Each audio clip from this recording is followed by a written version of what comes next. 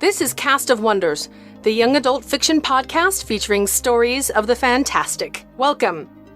Episode 335 for December 2018. Skinned by Amanda Helms, a Cast of Wonders original. Content warning, the story contains a bit of profanity and a few more graphic than usual depictions of violence. Amanda Helms is a science fiction and fantasy writer whose fiction has appeared most recently in Daily Science Fiction, Diabolical Plots, and the Cackle of Cthulhu anthology. Skinned is her third story to appear in Cast of Wonders, and her others are both staff pick favorites. Make sure to check them out. Amanda blogs infrequently at amandahelms.com and tweets with a smidgen more frequency at Amanda G. Helms. We'll have links in the show notes.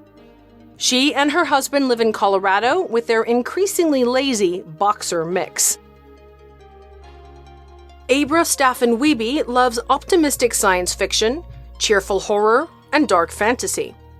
Dozens of her own short stories have appeared at publications including Tor.com, Fantasy and Science Fiction, Escape Pod, and Odyssey magazine.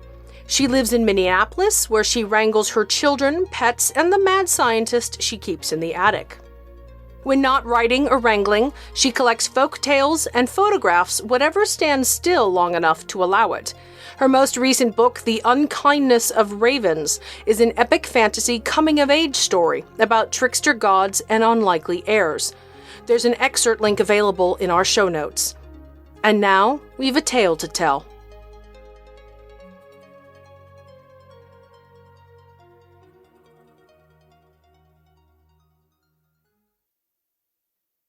Skinned by Amanda Helms. So Tien thinks he needs a new skin. He says it like it's no big deal, just a little epidermal cleanup. Oh, how'd that peeling happen? But what he means is that he has to replace his rusting face. It's harder to accept than a pinky finger would be, or even a whole arm. His face is him, and Tien acts like tearing it off means nothing. He heard from someone who heard from someone that the old Smithson Cerebral place has a working Rejuve pod. So that's why we're sneaking into an abandoned Biodroid repository at 2 a.m. He's hoping he'll get double lucky and find a compatible stem skin. Tien scans the darkened landscape, probably seeking a sturdy enough tree that I could hide in, except there's nothing but wizened trunks and naked branches. He's also checking for bandits. One little apocalypse and they breed like rabbits. But hopefully they're somewhere else, looking for food. What's left at the repository should only matter to people like us. For like the 10th time, Tien says, "I wish you wouldn't come, Brielle." For like the 11th time, I say, "I'm coming." Because, of course, as soon as he got this rusting, stupid idea in his head, I said he wasn't going by himself. I gotta assist you, don't I? Make sure you don't come back white? His smile breaks out shiny bright in the glow of our flashlights. It's a smile you can warm yourself in. Tien shines his flashlight along the walls, illuminating the warehouse's loading docks where trucks picked up boxes marked non-viable fungibles. Faulty femurs and hearts and livers, from the time before biodroids were grown whole. You know the serials to watch for? 15992483 to 15992539. For the past week, ever since it became clear we might need to replace his skin, the numbers have run through my head at night like a lullaby.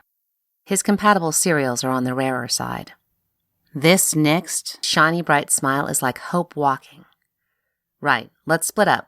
Stay in line of sight, okay? Sure. Skin buzzing with the satisfaction of helping.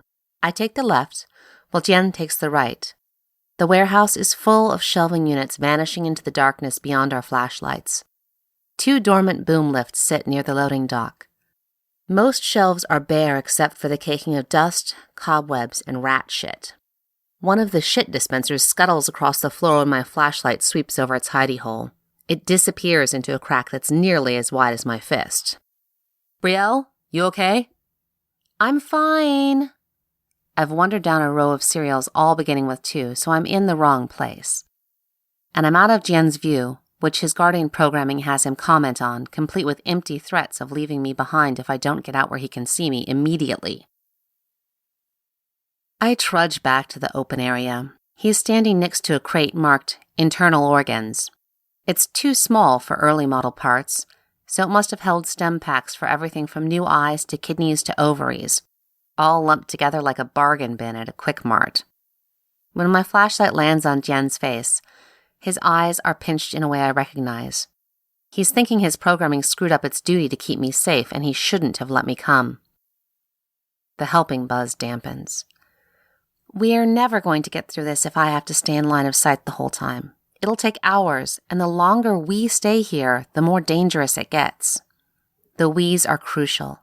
Reminders that we're partners, Jian and me. Whatever his imprinting on me and programming try to make him think. Not guardian in charge, not even guardian and assistant. Partners. He pinches the bridge of his nose, exhales. Okay, calling distance. I don't hear you every 5 minutes. Yeah, I know. And stay on this level. My friend said the pods are up on the top floor, but I don't want you heading up without me. Right. He picks at the spot where his skin is peeling. I don't think he realizes what he's doing. I mean it. Some of his skin sloughs off and plops to the concrete, revealing the blood red of biosynthetic muscle. Jian! Jian notices me staring at the blob of flesh and wrenches his grimace into a smile. Well, that's why we're here, isn't it? He gives me a gentle push. You take the east wing, I'll take the west. Call out every 5 minutes. Got it. The words are small, like someone picked them up and squeezed all the juices out. It'll be okay, Brielle. My back to him, I lift a hand in response. The east wing of the repository is more stacks of looming shelves. Don't know what makes me think looming, because of course shelves can't do anything but sit there holding whatever crap people plopped on them. Scanning the crate serials, I move past the ones outside Jian's parameters. Some are marked errors. If we had more time, maybe I'd be curious and see what errors got left over when the Santorini caldera erupted and sent the world post-mortem. Bree? Not dead. Not trapped under 1,000 kilos of shelving units that collapsed on you in a freak accident? I think you would have heard the crashing and my screaming if that happened. Maybe, but a creak startles me. It quietens. My stomach clenches so tight I worry the few kcals I've managed to eat today are coming up again. Tense all through my body, I wait. Jian's signal, chirp, echoes through the shelving. He wants to get out of here. Keeping low, I work my way back to the center of the warehouse. Can't think how the raw spot on Jian's neck will keep oozing if we don't get him a stem skin and into the rejuve pod. Can't think about the creek. Can't think it might be bandits. Can't jinx it. The urge to vomit waits at the back of my throat. What asshole human first thought androids should have fleshy bodies with organs and hormonal feedback loops and all that rust just so they could feel, and so created biodroids? Feeling's a bitch. I wouldn't wish my churning gut on anyone. And Jian can't like his any better. Or maybe Guardians' bodies produce less synepinephrine than the other biodroids. Maybe they're amped up on devotion and love instead, which are also a bitch. More creaking, not as loud as before. I drop to my hands and knees. Dumb keeping the flashlight on. I shut it off and shove it into my back pocket. Sweat seeps from my palms. What if someone else broke in and that someone has no problem using their own flashlight to track my wet handprints and finds me? My head rams into a shelf. A yelp. Rusting rot! A clank sounds right behind me, like someone bumped into the shelving. I kick out, trying to sweep whoever it is, but the whoever catches my foot and holds it, not even pulling me off balance. Jian. I exhale. He has to feel me trembling under his hand, but he doesn't mention that. He just says my name real low and sets my foot down. I scramble around. He fumbles for something. Wattage reduced, his flashlight comes on. Its filtered yellow light gives a circumference of less than 20 centimeters. Jian's thighs bunch like he's ready to launch at enemy forces. Well, He was designed for it. Bree, what happened? He's holding a small stem pack. My damn heart springs up. You found it! Tien doesn't reply, just keeps assessing me. Couldn't see, ran into a shelf. And even though I wish I had something to say that would make his strained, worried face slip away, what I say is the necessary thing. Is it bandits? His worry face gets even tighter. I don't know, but we gotta go. Out the way we came? Tien looks like he's sucking battery acid. Gonna have to be. I don't want to wander around this place for another way out and risk. It may not be bandits. My heart continues to ping happily. It feels even better than helping. He has his skin, and we're gonna be okay. It's an old building. Old buildings make noises, or it could be some animal trapped inside, walking on rotting floors or something. You're right. But he's still sucking on that battery acid as he edges in front of me. He pauses to place the stem skin in his pocket, deep down so it won't fall out. He changes the flashlight's color to red, trying to make us as close to invisible as we can get. Follow my signals and stay quiet. I tap his calf to acknowledge. My heart settled a bit. Its ping's not as high, and I try to remember we're in danger. But in this world, we're always in danger. And with Tien's stem skin secure in his pocket, it feels like we're back to the everyday, how are we going to eat? Danger.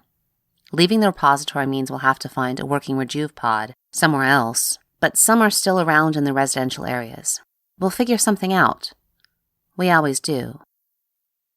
We've been crawling for maybe 10 minutes when metal snaps somewhere in front of us. We freeze. Then there's scuffling and running footsteps and a real scream.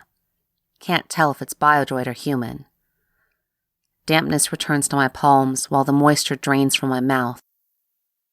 The screaming goes on another few seconds, then fades into choked gasps, like someone's been strangled. Tien rocks a little. He mouths, "Hide," then snaps off the flashlight. He presses something cylindrical and smooth into my hand, the stem skin. My throat's full of itself. He can't mean to leave me with his skin. If his programming's making him do something stupid, like pull a mother bird distract the predators routine, I reach for him. But the damn ones and zeros already have him, and he's gone. Footsteps light like he's trying to keep quiet. But I know better than that. It's his fake-out, making just enough noise to seem like a mistake. He leaves his flashlight off, though. Turning it on again would be too obvious. The stem skin in my palm weighs as much as a Rejuve pod. I want to go after him. I want to pull him back to me. We can wait out the bandits. They may not even realize we're here, since they already found someone else. But going after him will only put him at greater risk. If he had to, he'd put me to sleep to make me stop following him. It's what Guardians do, the safety of the charge above all else. It's in his programming. My throat's tight and my stomach's cramping again, damn emotions. But I feel around for a row of the shelving, turn down it, and touch for a clear spot on the shelf. I find one and work my way behind one of the crates. Maybe fear has something to it, because now my hearing's heightened. Tien's quick stepping it deeper into the warehouse. He wants me to make it to the exit on my own. I screw my eyes shut, trading the dark warehouse for the safer blank of my eyelids. He must have traveled over 15 meters by now, past the rows of shelving, but despite the distance, his gasp arrows into my bones and his cry stabs my heart. I grip the stem skin so tightly my nails cut into my flesh. When I lick my palm, I taste blood. Got another one. The shouted words, when the kill happened without talk, make me jump. Tien has to be thinking, good.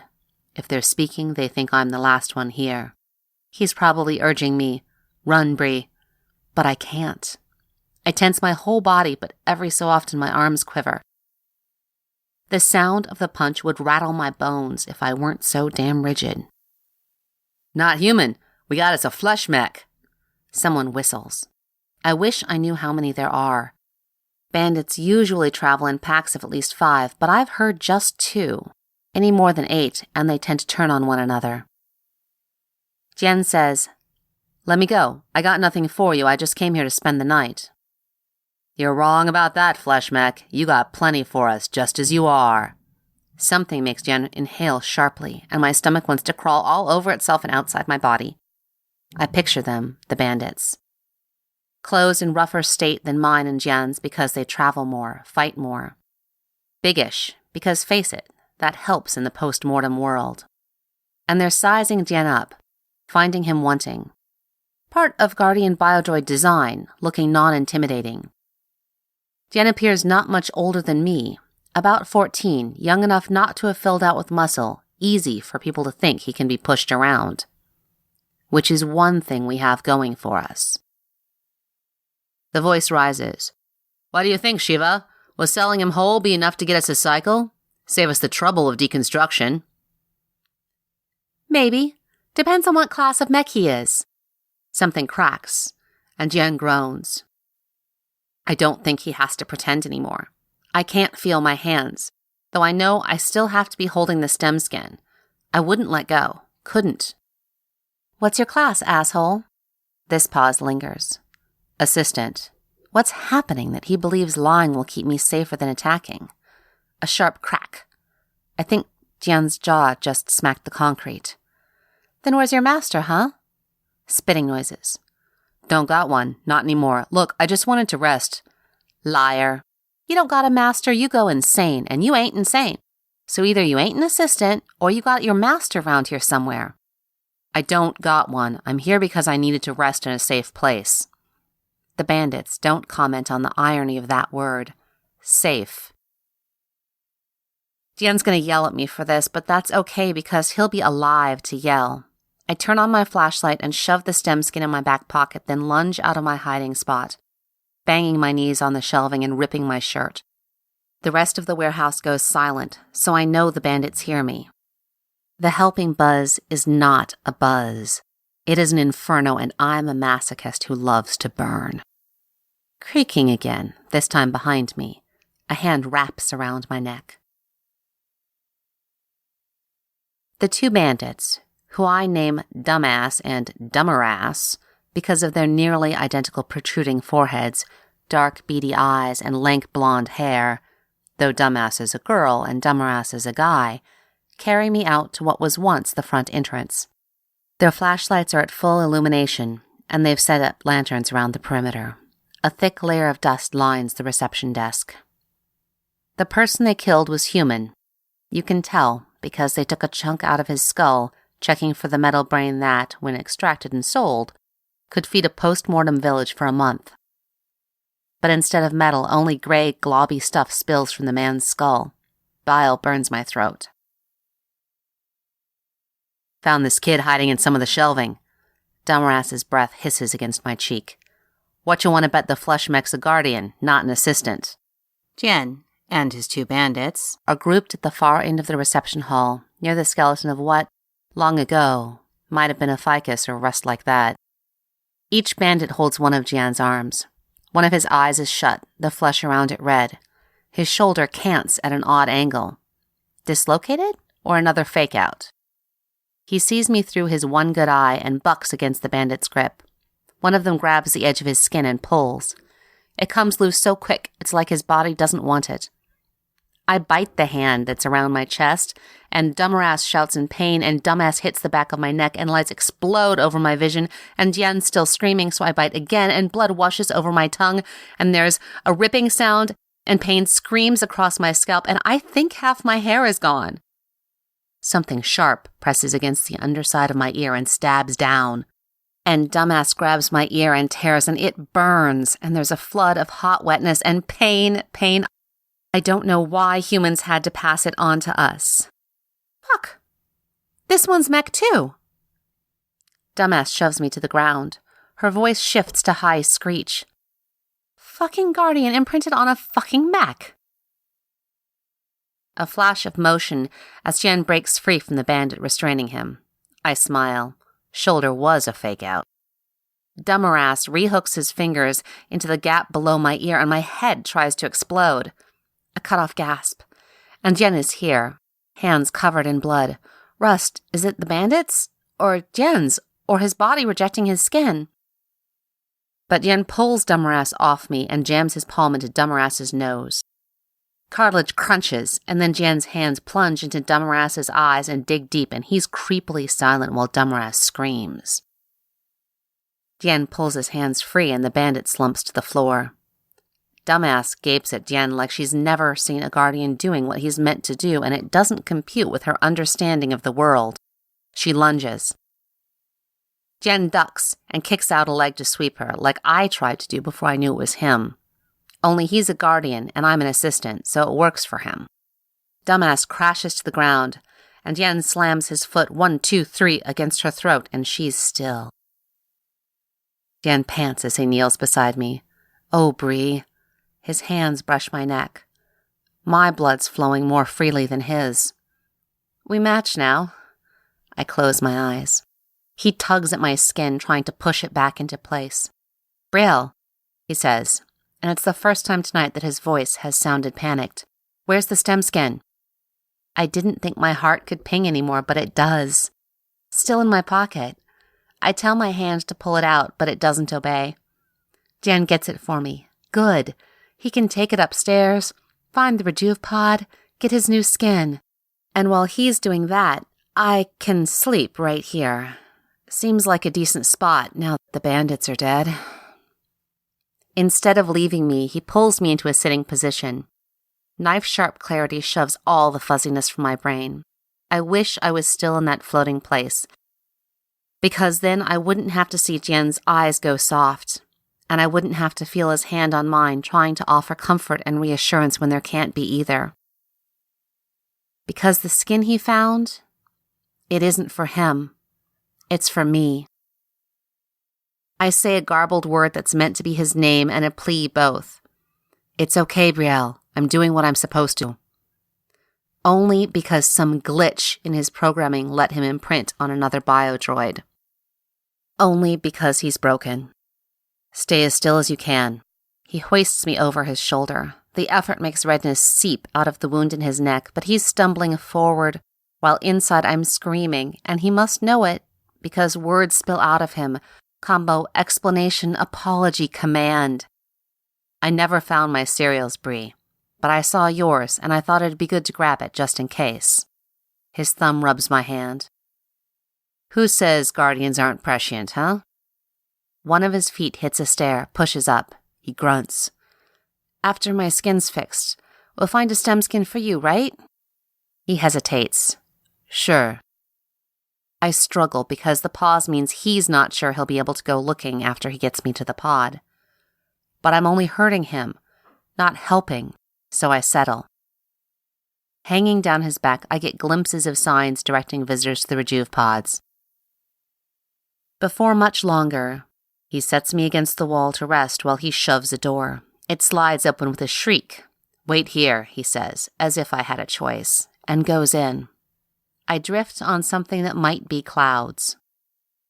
Too soon, he returns and I'm pulled back into harsh pain. Found one with a live fuel cell, Bree. I've already inserted your skin. The pod's prepping it. My skin. My vision's blurry, but from the sound of his voice, he's wearing his shiny bright smile. We'll find him a stem skin. We will. He hoists me back over his shoulder, murmurs, sorry, when I can't stop myself groaning. My sense of time is screwed up. It's like he steps into the room of Rejuve pods, takes half a step, and then I'm in the open pod. Jen leans against the side of the pod, probably hoping I don't notice how he uses it for support. His fingers flash across the interface. It's an older model, so I'm sorry, Bree, but it's gonna have to reboot you. Maybe I make some noise. My body seems to be doing lots of things I never gave it permission to, because he says, quick like, don't worry, I'll be here the whole time. Ready? No. Yes. Another swipe on the interface, and the lid flows over me, and then there's 10 centimeters of high-density, semi-transparent polymer separating me from my guardian, my partner. His eyes slip shut, and he sinks to the floor, lips opening in a sigh like he's just set down a heavy burden. Me. The pod chimes and rattles alarmingly, but it also sprays some goo on the side of my neck, making sure I don't bleed out before the suspension liquid can fill the pod and let the nanobots do their jobs. Jen's shoulders lift and fall with his steady breathing. He has one hand placed against the side of his neck. The suspension fluid starts to fill the chamber. My breath rasps in and out of my lungs, leaving small clouds on the polymer that linger a second and then disappear, making Jian go fuzzy and then clearer. He stiffens and stands shakily. I hit the side of the pod, but he turns from me, gestures no. A shape enters through the open door. Jian moves first, darting in quick, aiming for its middle. The goo's done its job, so I thrash and bang against the pod, but it has its directive, and that does not include letting me out. Jian's barreling takes him and the bandit into another pod. It rocks, but doesn't fall. The bandit recovers first and slams Jian's head against the pod. My throat is raw, and my heels kick in the shallow puddles of liquid, splashing it against the pod. Jian darts out from under the bandit's arm. Jian stumbles, but straightens and jumps on the bandit's back, wrapping his arms around the bandit's neck. The bandit stumbles from pod to pod, slamming against them, but Jian hangs on. His face is a mess of blood and torn flesh. I bash my hands against the pod again, and now it sees fit to chime a warning tone, but I ignore it. The bandit's movement slows. He makes one last lunge against a pod, but it's weak. When he leans away from it, Jian lets his feet drop back to the ground and gives the bandit's neck a violent twist. Jian is still first to topple down. The bandit lands on top of him. It takes Jian too long to crawl out from under the body, and when he does, he has one hand pressed against his thigh, and there is blood, and a knife stuck near the large vein in his leg. Wet streams down my cheeks, and pain lights in my abdomen, but the knife-edge focus is still on my brain, my electric brain, and that's all flesh brains are anyway, electrical impulses and cages of meat. I should have bled out in reception, except for Jian. But I failed him. I couldn't help him. I pound once more against the pod. Jian's eyes roll in their sockets to look at me, and he shakes his head, asking me to let him go. Fuck humans. Because they gave us all this feeling. They made us have to grow and be weak. It would be easier if Jian and I had never met, or even if we had to connect, if there was no way for it to go, but for us to meet and for him to imprint on me, then at least it would have been easier if we didn't have to care. I don't pound the polyurethane again, but I keep my hand on it. He knows what I mean, and so he pulls himself across the floor, leaving so wide and long a path of blood that I almost let my hand drop. But I can't. And he's still a guardian, and knows that what I'm asking him to do is another form of protection, and so his programming makes him do it. His love makes him do it. He reaches the pod and stretches his hand to meet mine, separated by 10 centimeters of polymer. I keep my hand pressed to the pod's side, even after his falls away. The fluid flows over my knees with a slop. The wound on my neck means the liquid affects me sooner than if I'd absorbed it only through my pores and, eventually, ingested it through mouth and nose. That's good, because I have felt too much this day, and I am ready to be numb. I am ready to lose my skin. The suspension juice reaches my mouth, then my cheeks, so they're numb too. I'm ready. I'm not ready. Who am I, after this, without Jian? I'm suspended in the liquid, and the nanobots are pulling off my ruined skin, like they would have Jian's, and I'm not ready, but I can't leave, just like I couldn't leave for Jian. Jian, I'm not ready. I'm not ready because I never said goodbye. Even if it is just programming, I should have said goodbye. I should have said thank you. Cognitive reboot in 3. Goodbye, Jian. 2. Goodbye, Brielle. 1.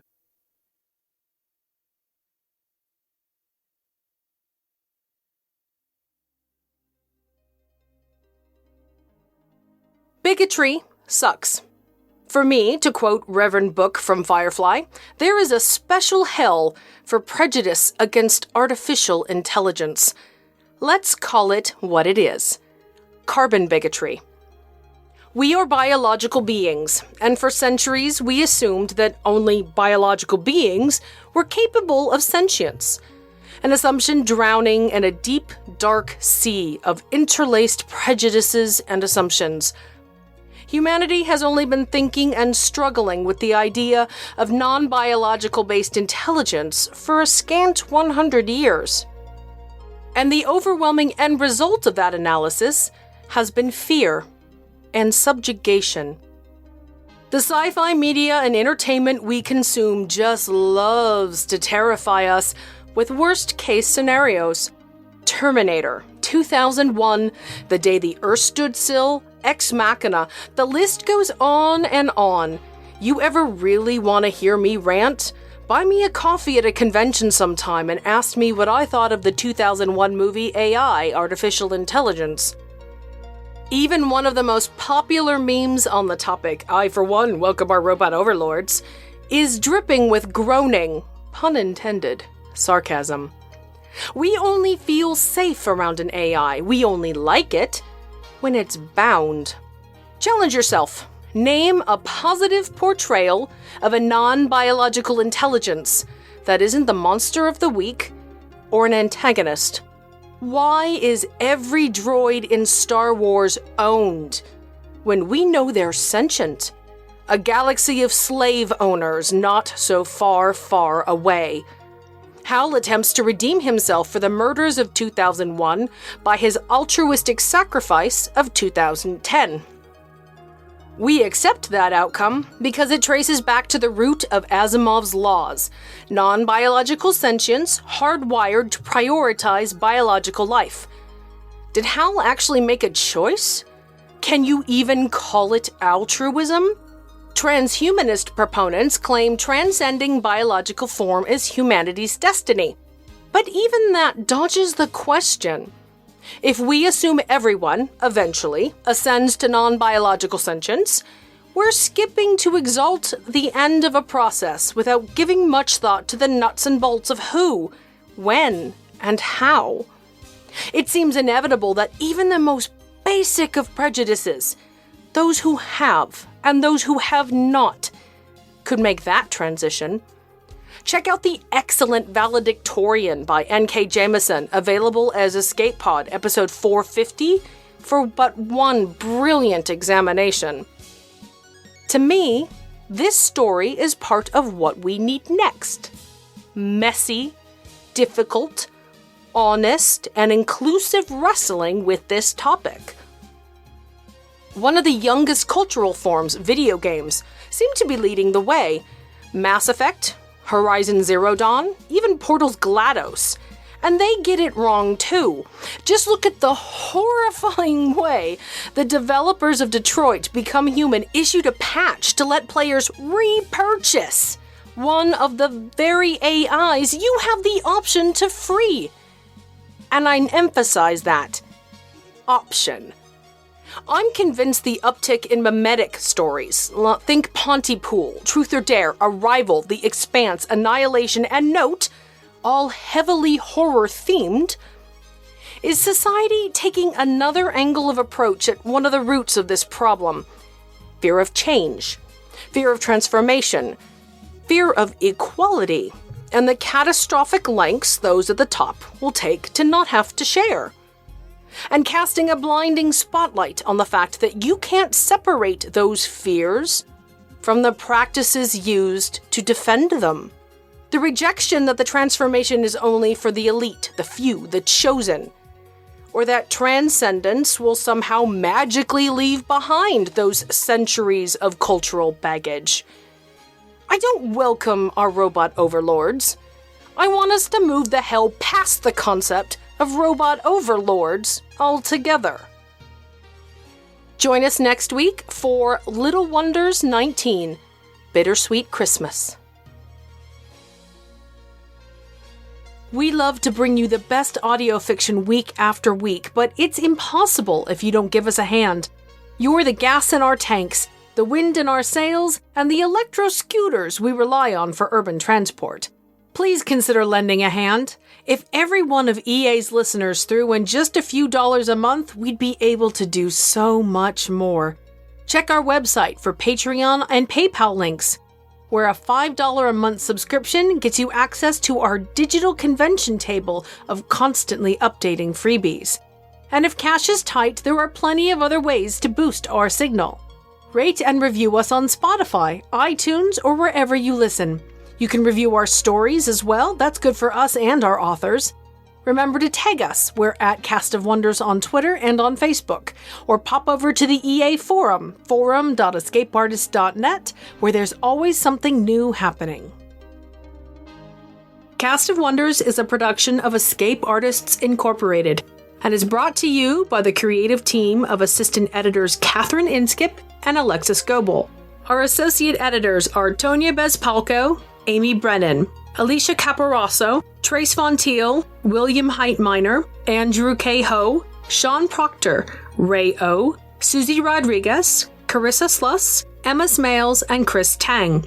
Our audio producer is Jeremy Carter, our community manager is Danny Daly, and I remain as always your humble editor and host, Marguerite Kenner. Our episodes are released under the Creative Commons Attribution, Non-Commercial, No Derivatives 4.0 International License. That means you can download or listen to the episode on any device you like for free, but you can't change it or sell it. Our theme music, Appeal to Heavens, is by Alexei Nov and available from Promo DJ or his Facebook page. Thanks for listening.